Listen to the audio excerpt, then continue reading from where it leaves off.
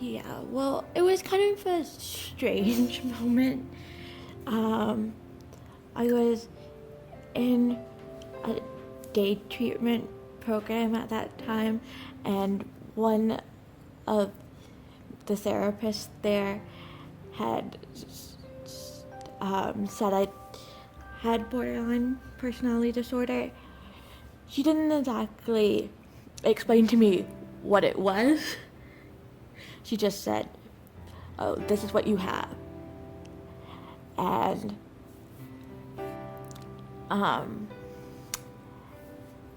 and apparently they had diagnosed me 3 months earlier, but nobody had told me because they thought it was a bad diagnosis. So she told me that and left it at that. And that's all the information I got. So then I got to go home and look it up and find out what it was. And the moment I did, I was reading through it, the definition on the computer, and everything just seemed to click. Like, oh, this makes so much sense. This is who I am. I was reading that, like, someone with borderline has trouble regulating emotions. Oh, I have trouble regulating emotions. I can't explain to you what emotions I'm feeling all the time. And that's exactly what it says here. It just made so much sense. And it was like they were talking about me. But at the same time, I was like, why didn't someone tell me this earlier? Yeah. So, but it was kind of, at the same time, frustrating that, like, apparently a doctor had diagnosed me with this before, but nobody had told me. But the moment I found out, it was just like, wow, yeah, this makes sense. It wasn't a shock to me. It was just like, okay, yeah, now they got everything right.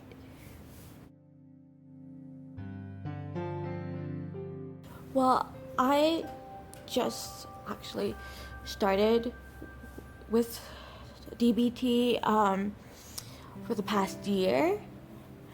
I've kind of known about it for a while. Since my mom's a therapist herself, I kind of know a lot of different approaches. I've done CBT before, cognitive behavioral therapy, and it's a little similar, but with DBT, I go to a group once a week, and I found it quite helpful with all the mindfulness exercises that we've learned, and especially with the stress tolerance modules that we've learned, and just how each different skills can really be part of a different coping strategy. And that when I feel really overwhelmed, I know that DBT is the perfect thing.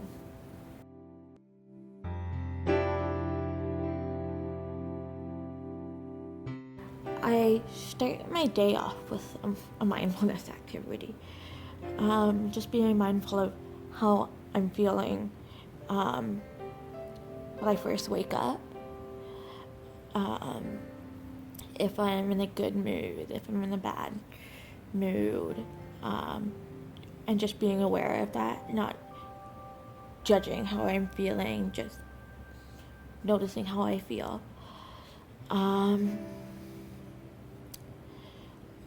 maybe it's just sometimes just breathing and just being there.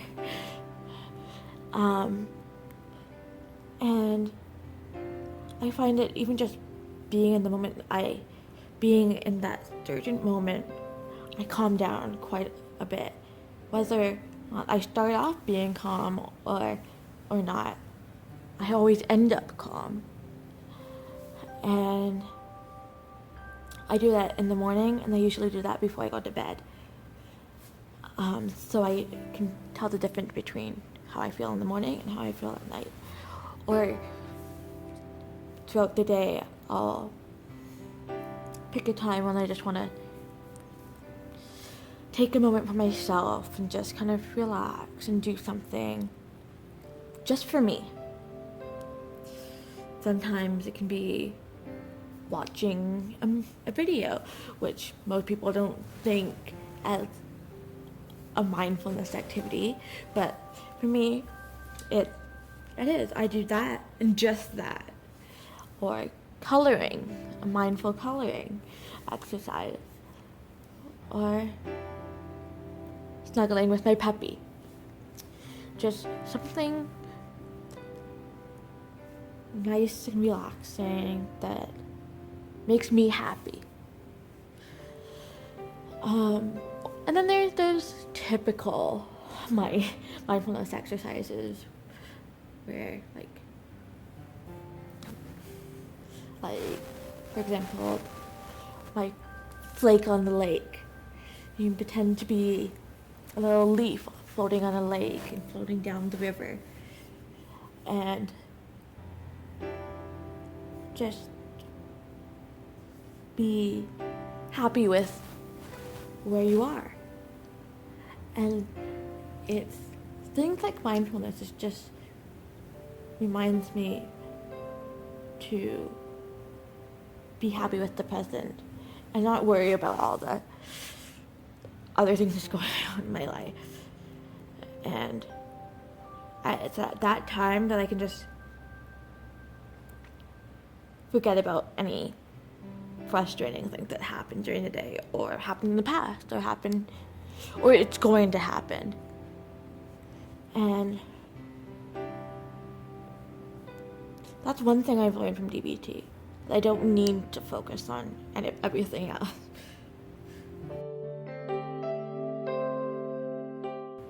One of mindfulness meditation would be like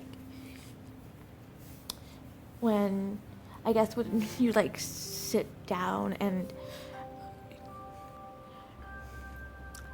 like a guided meditation, and you'd sit down and maybe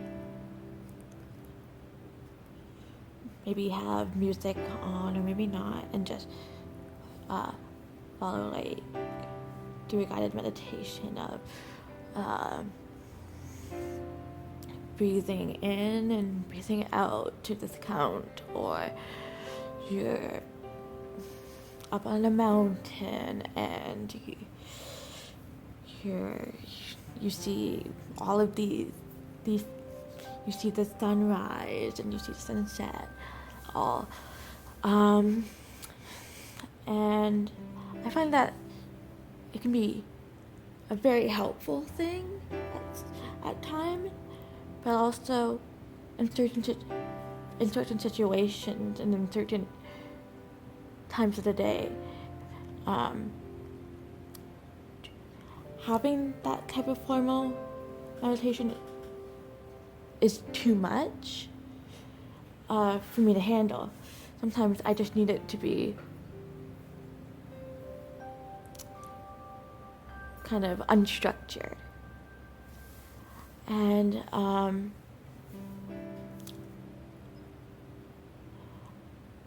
it is something you need to practice. And I would say you don't have to like practice. You're not gonna like practice all the time. And the thing with practicing is you're gonna have to practice when you don't want to. And you're gonna need to practice when you're not in distress. When you're calm, when you're happy.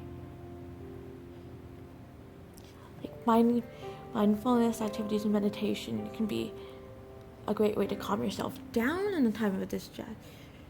But you need to know how to do it when you're not as well. You need to know how to do it. So practicing when you're not too stressed, it's perfect.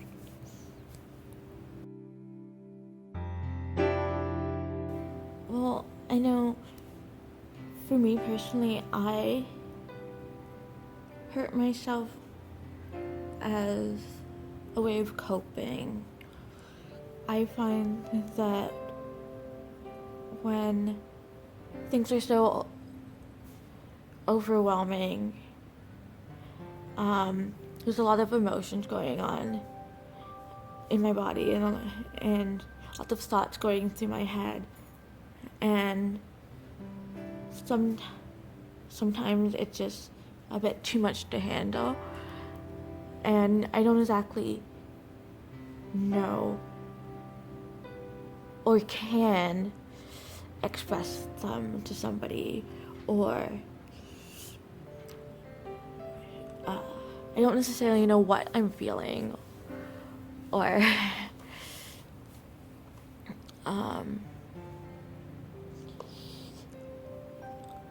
or what skills to use. Sometimes DBT just goes straight out the window and when I need it the most. And I guess I hurt myself physically in a way to release the emotional pain that I'm feeling. So I try to change my emotional pain into physical pain, and that I can heal. I can heal that physical pain where I can't heal that emotional pain. And